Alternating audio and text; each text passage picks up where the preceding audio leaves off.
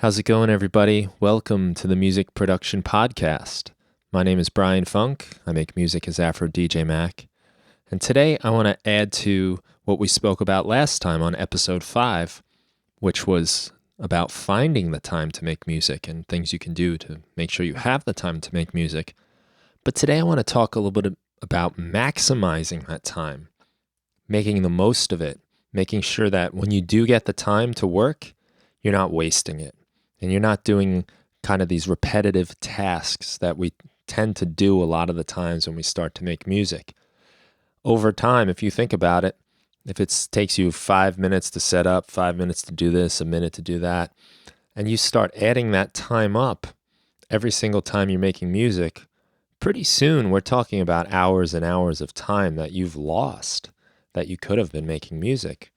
And hours of time, say over a couple months, that could be the difference between a couple tracks, an album, an EP. So we want to minimize that as much as possible. Let's talk about a few things you can do. Probably the first thing to do, over anything else really, is to make sure your space is comfortable and organized. If you have to sit down and clean up or take things out and hook things up every single time you need to make music, that might even just be enough to prevent you from getting started. It could seem like this overwhelming, daunting task. I want to make music, but I got to set this thing up. I got to plug in my audio interface and my monitors aren't connected, and all of these things get in the way. And I know for myself too, while I'm recording, if I have to hook up a whole bunch of different devices, sometimes I'll take the easy way out and just use a software version. Say, my guitar pedals, for instance. This is a good example. My guitar pedals, I've got some cool pedals, reverbs, delays, choruses that have their own unique sound, but often they're put away. And I guess I'm just too lazy to take them out sometimes, and I decide that I'll just use whatever software plugin I have. And while that usually works and it's not a big deal, maybe I'm missing out on something. Maybe there's something I would have done differently with that had my gear been a little more within reach. I just recently moved into a new place and got to reset up my studio. And the first time I sat down to make music was just such a great experience because everything was ready to go. I had everything where I wanted it. Everything was hooked up, and I did things that maybe I wouldn't have done out of that laziness I spoke about. So, for example, I was recording a track for the ice cold synths that I made in February. And to start, I had a nice microphone set up, so I took out my classical guitar and started playing that guitar. Now, maybe I would have just kind of laid down some chords on my push or MIDI keyboard and just used those, but since I had the mic and everything ready to go, I used the guitar. And it really made a big difference in how the track turned out. It was the foundation of the track. And I'm just really glad I had everything set up, ready to go. And another example was later on when I was sort of finishing the track, I decided I wanted to run it through my tape machine. So I've got this 8-track reel-to-reel Tascam tape machine. Really awesome. It's 1/4-inch tape. It's got 8 tracks of a mixer, and you can run some insert effects through it. And I find a lot of times just running sound through that machine, just through the electronics, not even recording it to tape, really adds a nice flavor to my recordings. I think there's something special about running your sound through wires. In the computer, we can very easily produce tracks that never leave the computer. No sound ever goes out and gets any sort of external processing, and maybe every single sound was done inside the box in your program. So I'm thinking that just the act of running sound through a regular old cable, through some electronics, gives it a lot of flavor and a lot of color. Sometimes even just wires impart a little bit of noise. And usually that's undesirable, but when you have a digital recording that's just so sterile and clean, that noise can be really nice to have. So I had my mix running through that tape machine, added some compression I had. I have one of those Alesis 3630 dual compressors. Cheap, but great compressor. I love it. And it sounds different than the stock compressor, say in Ableton Live or some of the plugins I have. It's nice just to turn the knobs too and like kind of feel the compression happen. And I think that really added a lot to that mix, just having that stuff going. And it was really just a matter of routing the outputs on my audio interface, just a mixer inside a Live. And I had my stuff going right through my tape machine, right through the compressor. And really nice to have stuff set up like that. I've made it choice too, when I reset everything up here, to make sure nothing was just like slammed against the wall. Like my desk isn't like right up against the wall. I've got a bunch of tables with various synths and stuff on it, and nothing's right up against the wall. So a lot of it's where my synths and stuff are. That's about 2 feet from the table to the wall. And I did that not because I wanted less space to work, but I wanted to be able to get behind the table to access my cables if I ever need to. Now, I know in the past, when I've had everything set up right against the wall to maximize space, it's been really tough to get to my cables and connect things and disconnect things. And because of that, a lot of times I just left things the way they were. But now I can actually just kind of slip behind my table and see what's going on and easily change out the chords. And I mean, what a difference it makes. It's probably worth giving up the extra 1.5 to 2 feet that I'm giving up by not putting things against the wall. I mean, it might sound like a small, silly little thing to be saying, but as far as like avoiding repetitive tasks and maximizing my time, this is great. I'm not lying on the floor, crawling under a bunch of wires that have now gotten tangled and covered in dust and dirt. Nothing like that. It's very easy to access stuff. So have your studio set up nice and ready to go. I have a lot of my stuff plugged in, just needs to be turned on. What I like to do is I've just got like a bunch of sheets, like bedding sheets that I just put over my gear so it doesn't get dusty. And when I'm ready to play, I just pull the sheets off. Everything's set up and I'm ready to go. I've got kind of like 2 separate little workstations too. One is more like a live kind of jamming situation. And one's where I have a stand-up table too, by the way, which I think is super important for me because I like to move around when I'm making music. I want to feel it physically. I mean, I come from playing in rock bands and we're jumping around having a great time. It's very physical.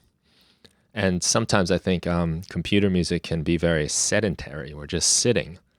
And I'm sure you've heard people say things like sitting is the new smoking. So I like to be able to move, and I find that when I'm moving, when I'm making music, I can tell if something's grooving better because I feel it, and I just find myself sort of dancing as I'm doing it. But when I'm sitting down, sometimes it gets a little technical. I'm not really experiencing the music as much, so I like to stand. And maybe just like a shout out to a product that I bought that I love and really changed my music making quite a bit. I got this Grundorf table. I've got 2 of them now. They're just, I guess, DJ tables, but they fold up really nice. So they fold up flat. The legs fold right into itself. So you can use it for, travel. It's really easy. It's just like carrying a long briefcase. And they're adjustable so I can raise the height. Now, I'm 6'3", so the normal table height for me is very uncomfortable. I'm hunched over, kind of like the hunchback of Notre Dame when I'm making music on those tables. And I get tired and it hurts my back and, I don't want to do that. So these tables Grundorf makes are just great because I can have it like at sort of a countertop height. It's very ergonomic, where everything, my body's in line, I'm standing up straight, and it feels good to make music that way, and I can do it for longer. And that's kind of the key. Another probably useful thing about when I got those tables, I started with one, I got it for live purposes really, is the table had limited space. So like any table, it's a finite amount of room. So it helped inform my decisions on what I was going to bring to my shows. I decided I'm only going to fit on my table whatever I can, and anything else will have to be left out. And that placed a constraint and a limit that helped me kind of frame my live performance setup. So yeah, getting like the right tables is great, and they weren't too expensive. They're about $100, I think. Maybe I'll put a link in there for you. So yeah, I got like that one station where I can kind of stand around and make music. It feels good, it's exciting, and it's physical. And I like that about music. I like the physical part of music. I mean, you probably do too. You like to feel the bass. You like to, sweat when you're dancing. It's just part of it. So I think that's kind of important. And then when things get a little more technical, I sit down and I can focus with my studio monitors rather than the PA that I use when I'm standing. So set things up. Organize your space. Maybe I will recommend a book that I'm reading right now. And it might not be the most exciting sounding book, but it actually is really helpful, and I'm really glad I read it, especially at the time I've been reading it. I've got about, 20 pages left, but I've been reading it as I've been moving. It's called The Life-Changing Magic of Tidying Up by Marie Kondo. So the book just talks about organization, tidying up, being neat, finding purpose for your things. And one of the kind of big things that the book showed me was that we really do collect too much stuff. We've got too many things. I'm sure if you look in your studio, for instance, you've got instruments and toys that maybe weird wires and adapters that you've used like once or twice and never will use again. I mean, I've got instruments I bought that I've tried out and I've never played since. And I keep them, and they keep taking up space. And it's kind of silly, really. So she's got this idea, like if you get something, you're supposed to like take all your possessions, when you organize your life, and pick them up and decide if it sparks joy. Does it make you feel good? Does it make you excited? And if it doesn't, you got to get rid of it. And you can sort of like thank it for its time and send it along its way. And what I found was that a lot of the things that I'm holding on to, a lot of those things have really already played their part in my life. Some of them are just playing the part of teaching me that this type of thing is not of any use to me, so I don't need this type of thing. Like certain instruments, certain devices that I have and that I've been saving, I've learned that they've taught me one thing, and they did their job, and their job was to teach me that I don't need these types of things. It's much easier to get rid of something when you figure it's done its job for you. Just a way of thinking about stuff that she puts forth in this book that I think is really handy and useful for anyone, but especially when you're setting up your studio. I've been able to really cut down on a lot of my possessions and learn how to organize them well. Things should be easy to get, within reach. Wires, for instance.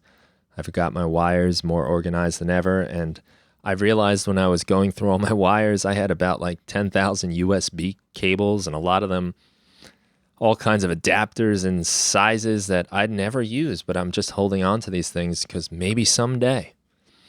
And amongst those cables, I found certain, adapters and cables that I had recently bought on Amazon because I didn't think I had it.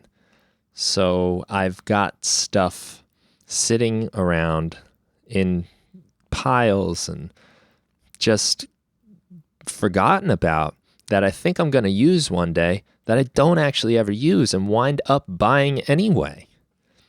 So the idea is to just pare things down and realize that like maybe the space you create is worth the chance that you might have to buy this thing one day. If I have to buy a $5 adapter one day, it's worth getting rid of it so that I have the space. The space is valuable. I know I can't create very well when I'm in a cluttered mess. It's distracting.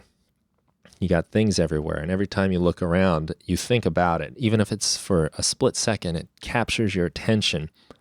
And it could be enough to just throw you off the rails. And we've spoken about how fragile inspiration is and how temporary it is. And having stuff like that there that could potentially throw you off at any time, I think is a real danger. I've also, I always keep the boxes my things come in because I think like, one day maybe if I decide to sell it, I'll get a little more money. And if you think about it, why? How much more money you're really going to get? And I think if you were to think about like rent, right? And you were to rent out that space that the box is taking up, that it would be in your financial interest to just get rid of the box and get less money when you sell the object than to like think of the rent that object would be paying you, or not paying you really, in the space it's taking up. So Marie Kondo, Life-Changing Magic of Tidying Up, really, it is life-changing, and it might not sound like a really exciting topic, but there's certainly like a kind of peace or zen that comes with organization and tidiness and keeping things to their minimum. Organizing your space, so important. Now that we have our space organized, let's think about like inside our computer, our working, How many times do you open up a session and it's just blank? Maybe you do the same things over and over again. You create an audio track, you add a reverb on the send channel or the return channel, and like all these little things. Maybe you put a limiter on the master track. These are things you can do and use templates for. You don't need to do this every time. Every time you do that, it's taking away some of your music making time. And let's say it's about 5 minutes. You're setting up your inputs on your audio tracks, you're routing things, MIDI controllers, whatever.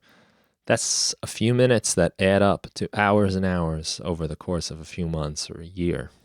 So set up templates. In Ableton Live, you can easily set up a default template by going under the preferences, and I believe it's the file folder tab. And right at the very top, it says save set as default or something along those lines. You click save, and then whatever you have in that session will be what opens every single time you start a new project.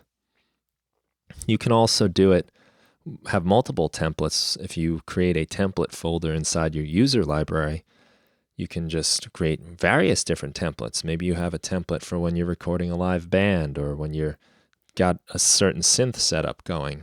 You can have all that happening in different templates there, and it's really a big time saver. For me, I've got more instruments and synths than I do inputs on my interfaces. So what I do is I've got some templates set up that I can just drop into a track. So say I've got like my one thing I love to use, but it only comes out occasionally, is my MIDI NES, which is a cartridge for my Nintendo Entertainment System that has an output for audio, so you can actually send MIDI. The cartridge has a MIDI cable coming out of it. Literally, it's almost funny looking. You hook that up to your MIDI keyboard, and then you've got access to the sound card on the Nintendo. But there's 5 channels of MIDI, and each one is for a different instrument, I guess, or voice, maybe you would say, on the Nintendo. The Nintendo has 5 different voices. It's got 2 pulse waves, a triangle, a noise, and a sample. So each one is a different channel on your MIDI device, and setting that up every time is a little time consuming. So I've just got a little template that I can just open up, and I've got my 5 tracks of MIDI on different channels, and I've got my inputs from that in audio, and it's much faster. It probably saves me a solid 5-10 minutes every time I go to use that. And that is sometimes the difference between whether or not I use it. So having templates are so important for your sessions. But there's also other ways you can use templates or defaults. You can have often like a default channel strip show up when you create a new track. Again, Live lets you do that really easily. If you take, say, an audio track or a MIDI track and you right-click it in the title bar, you can save it as a default, and then every time you create a new audio track, whatever devices, whatever sounds even are on that track will show up when you create a new audio track. So what I've got is I've got a little simple channel strip audio effect rack that I use all the time, and it pops up whenever I create a new audio or MIDI track. And it's just a simple audio effect rack with an EQ. It's got a compressor, and that actually might be it. Just an EQ and compressor, but I've got controls for the low pass filter, high pass filter, and various controls on the compressor. And it's so nice to have, so simple, and saves a lot of time. Every time I'm going to create a track, I don't have to drop an EQ and then set up a low pass or a high pass. I high pass so many of my tracks, pretty much anything that's not bass or drums, just to free up some headroom, get rid of that low end rumble that I don't need on most of my tracks. And having that device there makes it so much easier. It's a lot faster than dragging something in and then setting it up. It saves me probably a minute every time I create a new track. And again, say you have a track, a song on your computer that's like 40 tracks. That's 40 minutes. That's big time. So set up those tracks. Think about your plugins. Save your own presets. Make favorites. Make custom presets. And save them so you have them ready. Create defaults on those different devices. You can create defaults on all the custom devices in Ableton Live, so they'll open up the way you want them. And I may just suggest to you, there's a nice website called patches.zone, and he's got 20 or so, I think it's 20, suggested defaults. So he's got basically every device inside of Live set up in a slightly different way as a default that he thinks is a little more useful.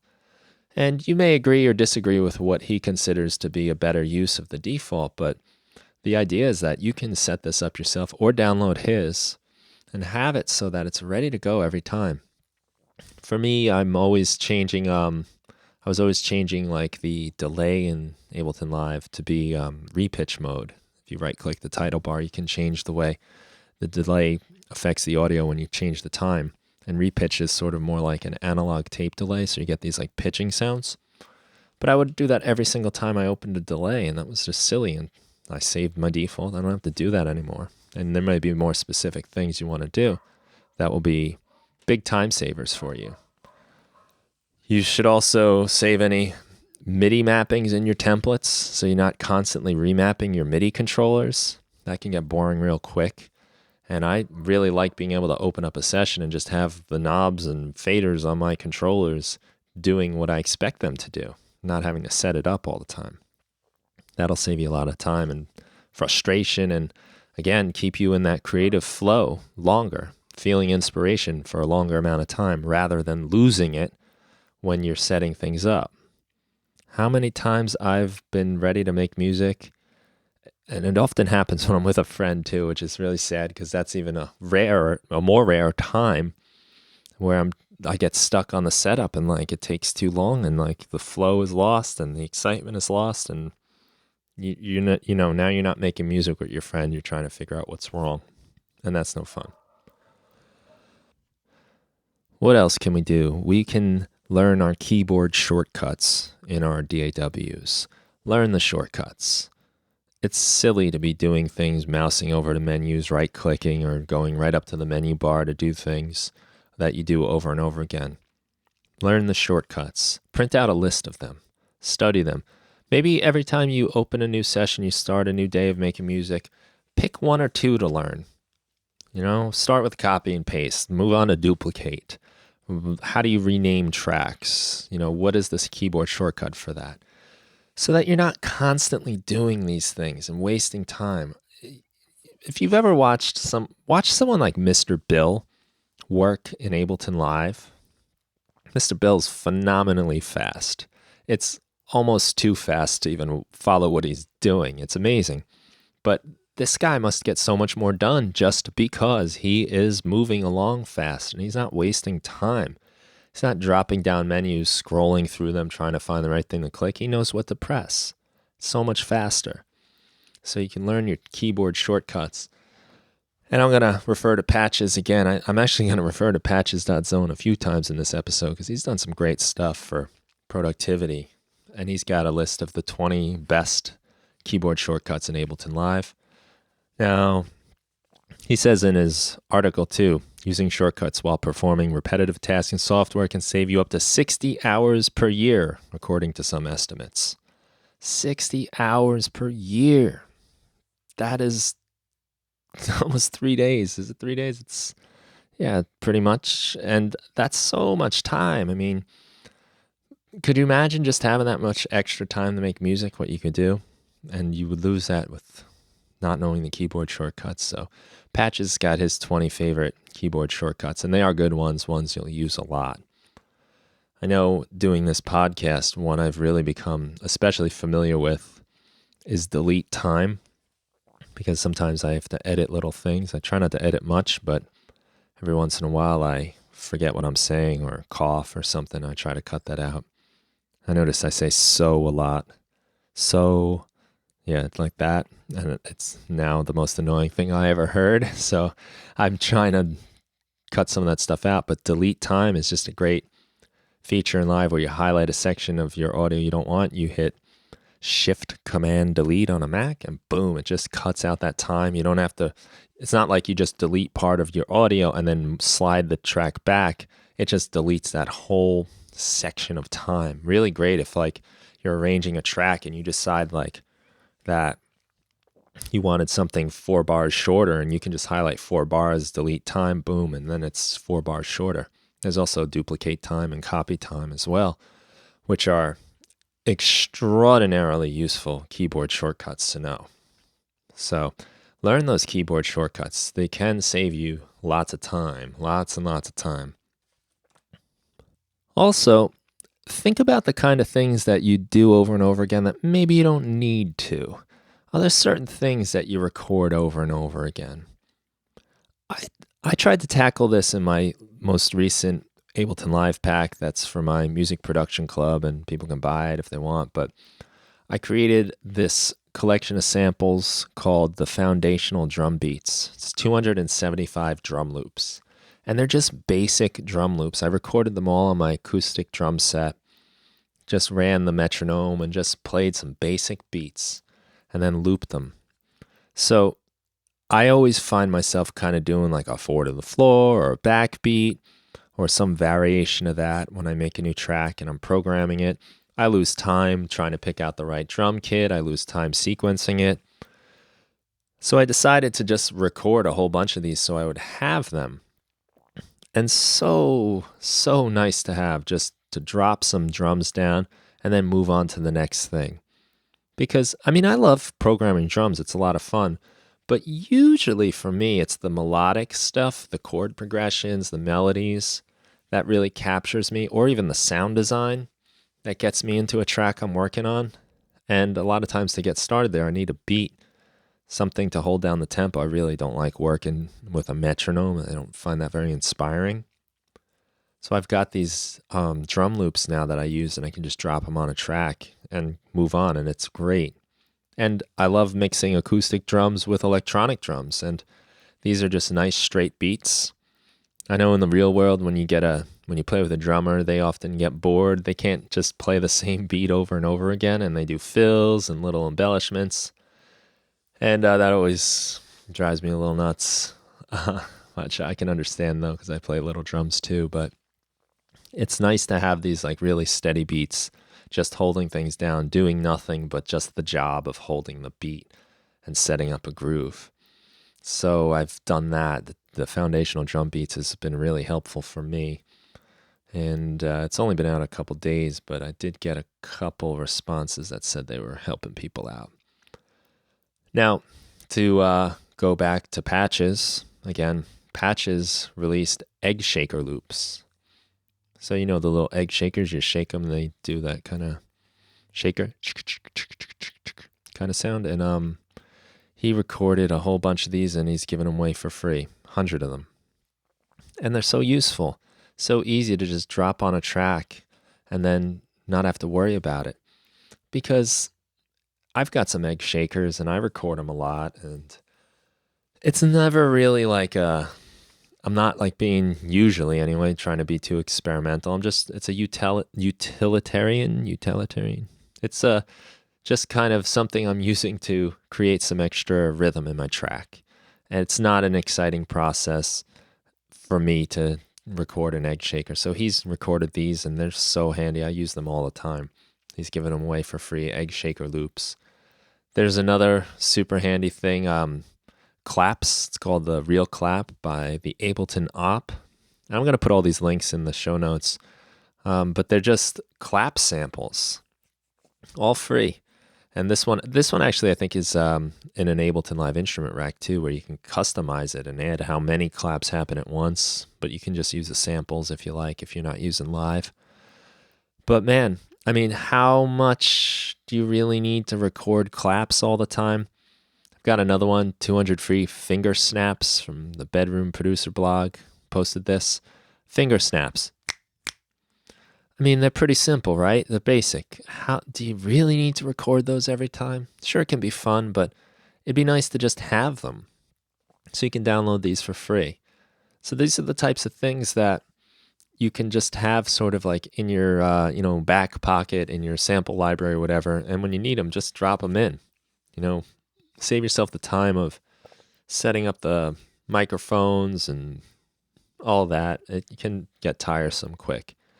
Now, I'm not going to say you shouldn't ever record these things because, yeah, of course, you get your own samples and sounds and it's part of your style and it's cool. I've recorded claps sometimes with like a group of people, and that's hard to capture on your own, the excitement of a bunch of people in a room just clapping along to a track. That's fun and that's energy and that's nice. But in a bind, and if it's just going to be you recording a couple tracks of yourself clapping or snapping, why not just use these? It'll save you time, especially if this is not like the key component of your track too. Again, probably all these rules I'm giving you will be broken. And actually, the next episode I plan on recording is going to talk about breaking these rules. So stay tuned for that. I also did another pack called the Drum Fills Sample Pack. And I just set up Ableton Live to kind of randomly record all these different drum fills. And then I built all of them into clips. I think there's like over 1,000 of these here. 1,083 one-bar drum fills. Some of them are snare drum rolls, some of them are tom rolls, some of them are a little bit of everything. And the idea is that you can just take these one-bar fills and just drop them on a track so you have a fill. Boom, just like that. You got a straight beat, you need a fill, just grab one, drop it on the track. And it saved me a lot of time, too, in like writing drum fills. And you can do this yourself too, if you want to. You can download these for me if you like also, but it's just kind of like one of those things you can have going for yourself. And it kind of brings me maybe to an idea about production that I think is handy. And I first heard of this back in the day. There was a site called the Ableton Cookbook, which I don't think is too active anymore. Anthony Arroyo was doing it. And he had this concept called woodshedding that he spoke about, where sometimes when he'd make music, he wasn't actually making music. He was doing things like sound design or organizing samples or creating samples for use on later stuff. And I think that's a really good idea to think about like the types of things you're going to want to use one day and make a collection of them. Like maybe tonight you're going to make music, but you're not feeling it. You don't want to record a new track for whatever reason. We get moody like that as musicians and artists, right? So maybe you do something like that. I need a bunch of transitional noises, say. And then you go and record a bunch of those. Something else I've done in the past too, transitionals and risers, just so I have them, So when I'm in the heat of the moment, when I'm making a track, like, oh, okay, it's great. I need something. I need this noise. I need this. I just have it, and I can just drop it on a track so that I can move forward. Because as much as I love sound design and creating my own sounds and things, there's like kind of a time and place when I'm feeling a song and I want to hear the song come to life. I don't want to have to backtrack and start making a drum fill or a riser, or I need to record finger snaps or something. I just want to get them and move forward. And you know what? If the ones you've recorded or the ones you've downloaded from that I've mentioned here, if you want to replace them later, you can. But remember, I'm talking about maximizing your time and keeping inspiration going as long as possible. So sometimes these sorts of sounds can act as fillers and just to get you to the next section. So I think those are really handy things to have. So think about this idea of like wood shedding or collecting sounds that you know you're going to need, tools that you use over and over again, so that you have them and you're not constantly recreating them or constantly stepping out of the vibe, the flow, to build a transitional noise where you just really want to get to the next part of this track, but you can't because you feel like you need the drum fill or whatever it is. So if you can do that, it'll really help you out a lot, I think.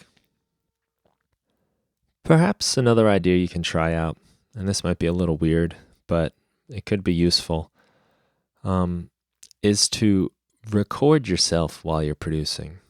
Maybe it's a screen capture, or just probably even better, just set up your phone and put the video on and have it just start recording what you're doing. Watch yourself.